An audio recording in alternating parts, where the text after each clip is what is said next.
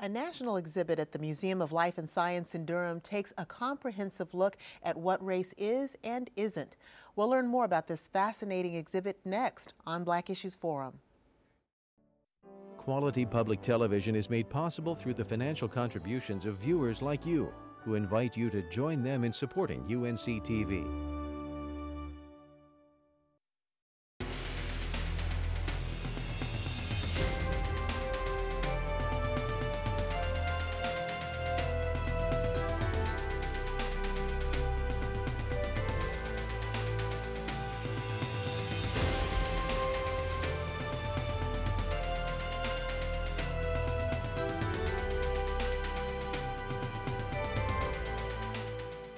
Welcome to Black Issues Forum. I'm Deborah Holt-Noel. We often have conversations about the social matter of race, but an award-winning exhibit now on display at the North Carolina Museum of Life and Science in Durham takes into account the science of race. It's a fascinating exhibit, available for only a short time here in North Carolina, and we'll talk with guests about its many facets and how you can use it to better understand and talk about race with your family. But first, producer Clay Johnson shows us a little of what the exhibit has to offer. University of North Carolina senior Krista Carter is learning that race is a man-made concept rather than a natural phenomenon. It's really based on how you perceive people. We all grow up in certain areas or having a certain picture of what life means or what race means, but this exhibit really explains how race has been constructed, both on biological standards and just social standards. The exhibit that Krista and her fellow UNC anthropology students are visiting is simply called Race. It's on display at the Museum of Life and Science in Durham. The American Association of Anthropology sponsored the exhibit to help people understand that race is not a fact, but rather an idea that has shaped American society. Science is proving there's no such thing as race, that we all come from a common gene pool, but it's more sociology and culture and other things that have created the concept of race. The exhibit examines the biological aspect of race, how humans have migrated around the globe from Africa over thousands of years, and how skin color is determined by environmental factors. This exhibition differs from other exhibits in terms of race because it focuses on the biology of race, the genetic variation, but in addition to that, it also takes into consideration history and how race has impacted history and how it impacts our day-to-day lives. The exhibit explores how the concept of race was originally developed by early European explorers and how it was adopted in American society to justify discrimination and oppression. It really highlights some points that we've been talking about in class. And we've been talking about how race is a social construct and it's not necessarily biological. In addition to exploring the biology and history of race, this exhibit also puts race into a contemporary context. It looks at how the concept of race has affected the world we live in today. This display graphically illustrates how the concept of race has created wealth disparities between blacks and whites. The exhibit has many interactive components, including puppets to help parents explain the concept of race to their children, and a place where visitors are asked to answer the question, "Who are you?"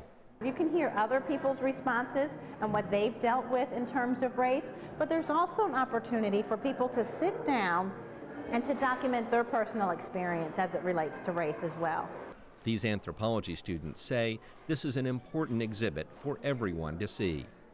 I think it's important because in a changing world with changing ideas, we need to encourage people to be more inclusive and to move away from our historical past. Just understanding how important race is kind of on a social scale again, and politically how it's been involved in our lives, kind of something that you don't really notice but you take for granted. We may know that people are a different skin color because of the area that their ancestors came from, but when we look at them we may judge them on a stereotype that we may not believe, but it's just there for some reason. It's unfortunate that that's the case, but I feel like it's important to recognize that so you can work on it. Hopefully from people getting a better understanding that we are all genetically connected, we'll hopefully get along a little better than we do. And the exhibit is called Race, Are We So Different? It's on display at the Museum of Life and Science in Durham through Sunday, January 22nd, 2012. And here to talk with us more about this exhibit and how you can use it, I'd like to welcome Tanika Bennett, a spokesperson for the Museum of Life and Science. We also have Dr. April Harris-Britt, a licensed psychologist specializing in child, adolescent, and family issues, and Dr. Lee Baker, professor of cultural anthropology and dean of academic affairs at Duke University. Welcome to all three of you. Thank you. Lee, I want to start with you. As you're teaching students at Duke University, what are you teaching about race and the definition of race? Yes, I teach a course called The Anthropology of Race, and we begin with sort of race as a myth, but also a fact. Biologically, it's simply untenable in terms of using biology to map onto what we consider racial categories. But in terms of the sociology of everyday, in terms of the history, in terms of a whole range of issues, whether it's socioeconomic or even the immigration debate today, it's inflected with racial distinctions, and that's what creates these categories. So it's very difficult to say it doesn't exist on the one hand, but it does exist on the other. And so we talk about it like a social construct. And so in that way, it's kind of necessary to have something to define these people with a certain history and certain profile. Correct. Although one can use cultural categories or ethnicities, and then we get into some of the various distinctions. But the one example I use, I mean, people say, well, if it's real or not, what is a social construct? But paper money we use every single day is one of the best examples of a construct. It's real, but it doesn't have intrinsic value. I mean, you cannot define it, say, this is absolutely worth $20, but you know it, I know it, and because we all believe it, that's what gives it the value in its worth. But economists will say, you know, paper money is absolutely worthless. It's worth and it's damage. Right, but we use it and we don't question it. Right. Tanika, what's response been like with regard to this exhibit for both young and old? You know, it's been a mixed response. There's people that have come to the exhibit and they're shocked, especially when they see the wealth disparities and they learn about how the construct of race, in fact, has caused these wealth disparities. And people, there's people that come to visit and they also are aware that we all come from a common background. In fact, that science is showing that we all come from Africa, but it's not until they actually see it that they maybe appreciate it more and they're like, okay, this is real. We do come from a common heritage. That's so interesting, but because for so long it's been kind of this idea that's enjoyed by certain small communities, the whole idea that everyone is from Africa. Right. Dr. Harris-Britt, tell us, why is it so difficult for families to talk about race? Well, race in this society from the very beginning has been a taboo subject to talk about, and for families who are of minority status, it's one of those topics that you talk about in the small circles of other people who look like you for concern or fear or worry about how those conversations will be taken. And then for white families or individuals who are not minorities, oftentimes they're not sure how to talk about race. They're not sure if it's okay for them to talk about race. And so there just really seems to be a disconnect in the conversations that need to happen. Now, Tanika, as far as the exhibit's concerned, what ages are appropriate for coming to see the exhibit? You know, I think that it's not too young for anyone. I mean, from kindergarten on up, and in fact, I've brought my own children to see the exhibition, and we've gone through and we've used the puppets to talk about race. They've placed their hands. There's an exhibit which talks about skin color and talks about why we are of all different hues, and they were able to examine their own skin complexion, and they also were able to get and understand about wealth disparities because of the exhibit and how it shows the piles of cash. And we talked about, okay, this is how much money Caucasian families have, and this is the wealth disparity for African Americans and Hispanics, and we talked through it, and believe it or not, my 3-year-old and my 5-year-old got it. So it's never too young, I don't think, to talk about race, and the exhibit was very eye-opening for them as well as for me. And Lee, you actually had an opportunity to take your class there. What did they think?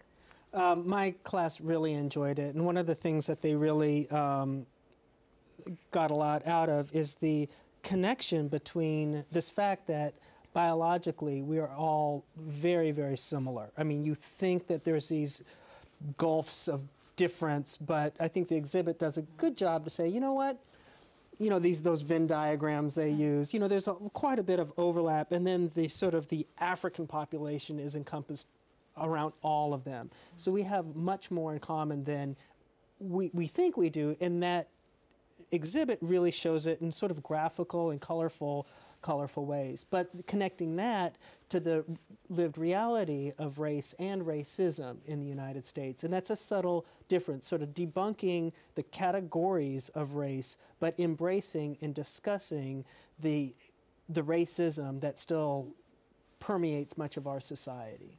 Tanika, talk a little bit about, and also Lee, if you can recall any specifics with regard to what makes us more similar than dissimilar that the exhibit shares.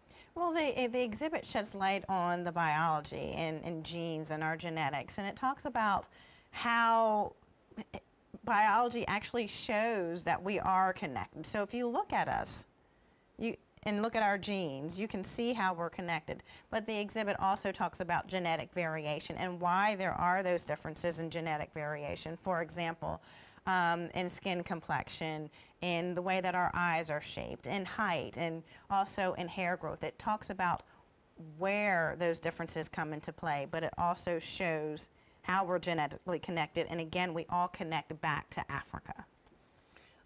April, let me ask you, as parents or caregivers are talking with their children about race, I would imagine some don't want to broach the subject because, you know, aren't we at a place now in our culture where we really don't need to talk about that? And as a matter of fact, if we bring it up, all we do is create a problem. Well, I think that sentiment is believed by many, and you know, kind of as Lee was saying, that this is a construct that does exist. We can't pretend as though it doesn't, and that so many facets of society are racialized. So our educational system, our legal system, our healthcare system. So there will be times and periods in people's lives in which they or someone who they know faces perceived racism or faces some type of perceived discrimination. And what we know is that if we're always addressing that from a reactive point, that children and then as young adults and even older adults, they're not equipped to deal with that. And so I always encourage individuals to talk about it in a very proactive way. And if we can explain to our children from a very early age what differences mean and what they don't mean. How do you do that? You're sitting at the dinner table and you have a 6-year-old. How do you initiate that conversation, especially if you aren't quite comfortable with it yourself? Well, it goes back to saying what differences mean and what they don't mean. What they do mean is that we have different skin hues. What they don't mean is that only people of color can clean houses, or individuals of a certain race are going to be criminals and that you need to be afraid of them. So it's really about explaining what those differences don't mean while acknowledging that the differences do exist. How can we use opportunities that are existing around us rather than electing to initiate a conversation at the dinner table about race? Is there some circumstance or some opportunities in our daily lives, maybe through television, maybe through whatever experience that the child or that we have with merchants, with service providers have? How can we use those as opportunities to talk about race in a positive way? You had mentioned the media, and I think that can be an entire conversation all by itself. Right now, I see children getting most of their messages about what race does or doesn't mean from the media. There are socialization efforts in the home. Parents talk about this, but a lot of messages are coming from the media. So I would encourage parents or adults, as they're sitting down and they're watching television, when they see stereotypes, to challenge those, to look for movies, to look for television programs that don't necessarily have just the most stereotypical views of minorities. There are lots of good examples out there like that. You know, I'm thinking about just everyday experiences with children who I come into contact with, playing games where you see a range of individuals in terms of skin color and ethnicity and culture, and talking about the positive attributes for each of those individuals and not just delegating it to a particular race. So kind of the broader concept of tolerance and challenging things out there that don't perceive others in a positive way. Let's talk about that word tolerance. Yes. What do we really say? For me, tolerance suggests, okay, I'll deal with you. Yeah. Is tolerance something that we're trying to achieve when it comes to race relations? I'm going to address this to all of you. I think we need to go well beyond tolerance and strive for acceptance. Mm-hmm. But it's, I mean, what some of the challenges, even about talking about race, is we're in a point where we have a black president. We have plenty of celebrities. You've got a show that you're very successful with. We've got many professionals and many great examples of African Americans and Latino leaders and Asian leaders doing really, really well. Fine. But then you still have this gross disparity between where class intersects race in a way that wasn't the same as it was when you had before the Civil Rights Acts, when you could have had sort of real discrimination based on legal designation. And so in the wake of the Civil Rights Movement, race in these categories have become a little bit more complex. And I think the race exhibit begins a more sophisticated conversation along those lines, because it is hard, because you can't say, oh, it's just racism that's keeping us down, because you can point to so many people that are doing quite well, thank you, and doing great. And so then it becomes a little bit more complex in terms of understanding sort of the macro level, some of the larger forces at work. And we have to develop this discourse in a way of explaining that it doesn't just slip into individual failure, because even though you've got a lot of people here doing well, you still have too many people incarcerated, and not to be able to have a language to connect those two, mostly along class lines, but also racism plays an important part of that. So that's where it's just talking about race and having role models is great, but it has to go a little bit further, and that's where it becomes, I think, more challenging. We have professionals to help us out with that. Tanika, tell us a little bit more about the exhibit's different parts. I know that we saw that there's the interactive aspect. Are there discussions or activities still to come? There are places where you can document your own experience as it relates to race, as well as listen to experiences that others have had. I especially enjoy the HAPLA project and just reading through what some of the people who participated in the program. Most people might not know what that right. is. The HAPLA project is a project where a photographer took headshots of various people and asked them the question, who are you? What race are you?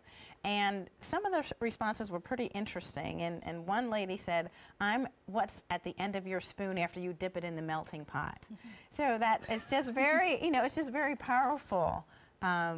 To just read some of the responses, and then the exhibit also goes in and it talks about and shows what were people counted as in the census years ago, which is really interesting to see, because you'll see someone that may have been counted as Negro, mulatto, slave. And so it's just a very powerful experience, and it's a very safe environment for people to get a better understanding and appreciation of how race has impacted our day-to-day lives. April, I want to ask you, is race something that we need a professional to help us talk about? Absolutely not. I think that these are conversations that we should be able to have within the family, within the workplace, within neighborhoods. There are, for some individuals, times when it becomes more than they can conversate with those individuals about. And at that times, yeah, it can be really helpful. But it's important for us to be able to talk about that broadly. It shouldn't be a taboo topic now. We have people who talk about politics and religion, and so we should be able to talk about race without folks feeling, defensive or, yeah. Interestingly enough, though, I mean, that sort of applies to families, but in the workplace, in the professional environment, you need to bring in a professional to talk about race. And it's necessary, it's valuable, and in many cases, it's necessary. So I would imagine there's some cases where, for the family, you don't have to, nail down a professional, but maybe in that work environment where you're not supposed to be talking about politics and race, you need a referee. I wanted to ask you, Lee, you brought college students, we're not talking about children coming to the exhibit, but college students.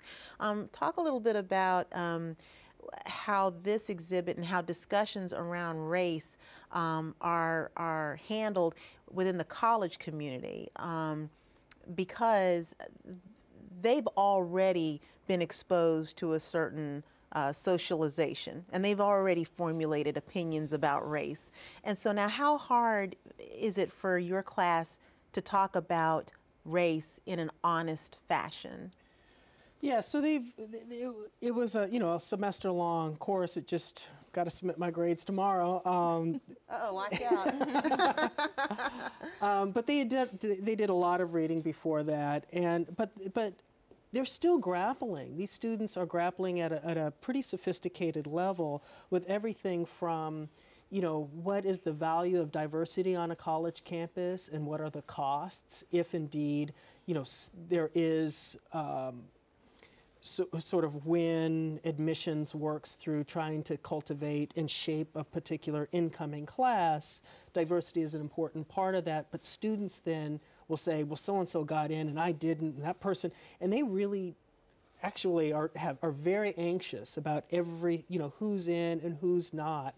And to be able to really talk about that aspect of sort of even the admissions process is wrought with anxiety, because a lot of people, I'm only in because they perceived me as being an ethnic minority. I'm here just for diversity. What the students don't actually understand is one of the reasons we have a diverse incoming class isn't for the students of color, it's so the white students can have a more sophisticated understanding of what working in America or in this world really is. And so it helps all students to have a diverse incoming class. And so the other is through our many South Asian and East Asian students that think that there's just something called Asian race, when indeed, if you take one step down and look at the various ethnic groups, whether it's Filipinos or Vietnamese, Cambodians, Hmong students, they don't do, because of histories of the refugee status and immigration differences and a whole range of getting to the United States, they don't do in terms of competitively as well as some of the South Asians, Koreans, and Chinese. And so to be able to unpack that history within even the Asian experience is really important for these students to sort of think through in terms of everything from Japanese and Chinese immigration to the United States, which has been very different, to the refugees that came over after the Vietnam War. And so to be able to have a semester to grapple with some of these issues is really good, and I think they benefit from it. It's a rich topic, race. It can be rich and very positive. And April, I'd like to ask you, we just have a couple minutes left. Is there a difference in the way that African Americans can be talking with their children about race, and whites and Latinos and Asians need to be talking to their families about race? I think what's most important is to first have conversations. And what we know from research is that African American and other minority families tend to talk about race a lot more than Caucasian families, almost 3 to 1. One of the things that I caution against, and this is based upon some of the research that I've done and also a lot of clinical experiences, is that oftentimes African American families can talk about race too much. There are different ways to talk about race. We can talk about all the ways we can be proud of our heritage. And then we also send our children messages about discrimination that they may face. And again, based upon some of my work and experiences, I caution parents against that, because what you find is that it often sends to the child a message that racism is everywhere, it's stable, it's not going anywhere. And that can often lead to really negative effects for the child. So I encourage a balance in the way we talk about race with our children in particular, emphasizing both the positive aspects of our culture and heritage, but then also giving them the skills that they need to face whatever discrimination they may, but recognizing that it's not going to always be a barrier to whatever they're trying to accomplish. Very good advice, Dr. Harris-Britt, April Harris-Britt, Dr. Lee Baker, and Tanika Bennett. Thank you so much for coming out and sharing your expertise. Thanks for having us on. Thank you. For more information about today's show, visit us online at unctv.org/BIF. You'll find links to email us your comments and join us as fans of BIF on Facebook. Or you can call us on the BIF line at 919-549-7167. Be sure to meet us right back here each Sunday afternoon at 4:30 for Black Issues Forum. I'm Deborah Holt-Noel. Thank you for spending your time with us.